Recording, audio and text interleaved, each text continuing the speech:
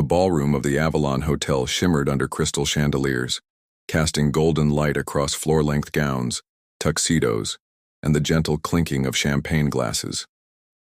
The annual Hollywood Hearts Gala was in full swing, a star-studded evening, meant to raise funds for children's charities, but also a social theater of style, influence, and whispered judgments. Tom Cruise stood near the entrance, dressed in a classic black tuxedo, his trademark smile graciously greeting donors and longtime friends. Despite his global fame, he always moved through these events with humility, never chasing the spotlight but always aware of the people around him. Across the room stood a woman named Clara. She wasn't a celebrity. She wasn't wearing designer. Her dress was a second-hand find, midnight blue with delicate embroidery and a story sewn into every stitch. Clara had been invited as a guest of the foundation for her work, running a grassroots literacy program in underserved communities. She didn't expect to be noticed. She just came to support a cause she believed in. Clara stood by the ornate dessert table, marveling at the miniature lemon tarts that looked more like artwork than food. She held her clutch close, scanning the room filled with towering floral arrangements and the warm hum of laughter. The ballroom glowed like a dream she wasn't sure she belonged in. She reached for a macaron when she heard a voice behind her, sharp and honey-coated. "Oh my God, Velvet?" one woman said, her tone laced with amusement. She wore a sleek silver gown that shimmered like liquid metal. Her perfectly styled hair didn't move as she tilted her head to whisper, not so quietly, to the woman beside her. Clara stiffened but said nothing. Another chimed in, swirling champagne in a crystal flute. "It's kind of quaint. Very 90s, isn't it? My mother had curtains like that once." The third one didn't bother to lower her voice. "She must have gotten lost on the way to a vintage book club. I mean, did no one tell her this isn't a church potluck?" Laughter bubbled among them like champagne, but it wasn't the joyful kind. It was the brittle, biting kind that turned air to ice. Clara flushed. Her heart pounded against her ribs, and the room suddenly felt too big, too loud, too bright. She glanced down at her dress, midnight blue velvet with hand-stitched detailing along the sleeves. She'd spent hours choosing it. It reminded her of her grandmother's dress from a photograph she loved. It made her feel elegant, special, but now it felt like a mistake. She turned slightly, clutching her clutch tighter, trying to disappear into the corner of the grand room. Her throat tightened and she blinked back the sting in her eyes. The women, still snickering, turned their backs to her, continuing their glossy, polished conversation as if she had never been there. Tom had noticed the interaction from across the room. He excused himself gently from a conversation and made his way over, not with urgency but with purpose. The room seemed to hush as he approached. "Ladies," he said with a charming nod, "I see you've met one of the most inspiring women here tonight." The socialites blinked, caught off guard. Tom turned to Clara. "Hi, I'm Tom." "I know," Clara said, her voice shaking with a nervous smile. "I heard about your literacy work," he said, lowering his voice to a more private tone. "You're the reason nights like this matter." He looked back at the women who had laughed. "It's funny. We come to these galas dressed in the finest clothes, but sometimes we forget the most valuable thing in the room is integrity." The women looked uneasy.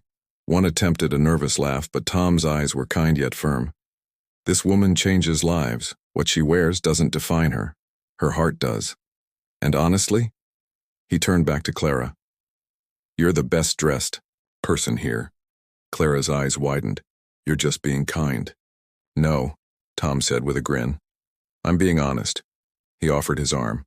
"Would you do me the honor of joining me for a dance?" Clara hesitated, then looped her arm through his. The band was playing a soft jazz number. As the night unfolded, and they danced beneath the twinkling chandeliers, the atmosphere in the ballroom shifted, subtly at first, like a breeze rustling through heavy drapes. But soon, that breeze became a quiet current of conversation, admiration, and curiosity. After the dance, Tom gently guided Clara to a nearby table, where a few guests, previously fixated on celebrity and couture, now looked at her with genuine interest. A producer's wife leaned in and asked, "You run a literacy foundation?" A tech entrepreneur followed up. "How can we support your work?" Clara answered humbly, her voice steady now, no longer shaken by the cruel whispers earlier in the evening. She spoke about the children who read their first book thanks to her program, the single mothers learning to write their own resumes, the seniors rediscovering poetry in their twilight years. Her passion, once cloaked in self-consciousness, now radiated like light through stained glass, quiet, colorful, and utterly unforgettable. Later that evening, Tom returned to the podium to deliver a brief, unscheduled speech. He gestured toward Clara, now seated among new friends and supporters. "Tonight," he said, "we've all dressed up and gathered to give back. But let's not forget why we give. Not for appearances, not for accolades, but to lift people up. To remind them and ourselves that dignity, compassion, and purpose matter more than status or style." He paused, his gaze scanning the room. "Clara reminded me of that tonight. She reminded all of us." Applause followed, not just for him, but for her, for what she stood for. By the end of the gala, Clara's program had not only gained new donors but new partners, people offering resources, volunteers, and platforms to amplify her work. Even one of the women who had mocked her earlier approached her shyly, cheeks tinged with remorse. "I'm sorry," she said. "I was wrong. You're amazing. And your dress, it's beautiful. You are beautiful." Clara smiled, not out of pride, but peace. "Thank you," she replied simply.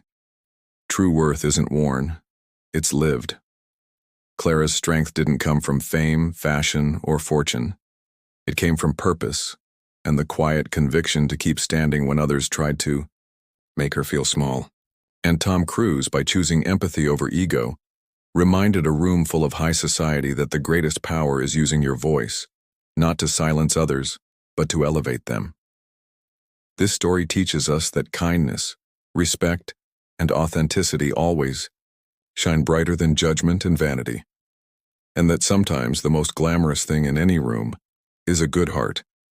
Because when we choose to see others not for what they wear but for who they are, we don't just change their night.